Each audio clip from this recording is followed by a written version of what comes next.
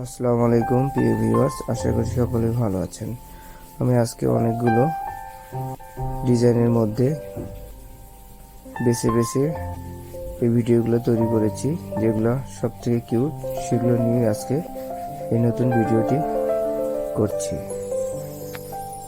প্রতিটা ডিজাইন আপনাদের ভালো লাগবে, আপনারা স্কিপ না করে সুন্দর করে ভিডিওগুলো মনোযোগ দিয়ে দেখতে থাকুন।